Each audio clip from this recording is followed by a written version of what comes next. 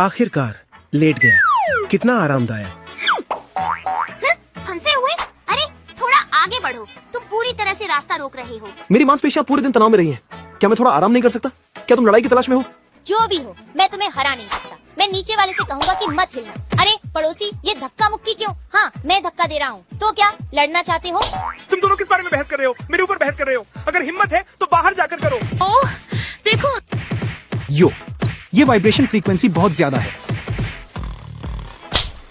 हर रात खर्राटे लेना बहुत ही परेशान करने वाला है।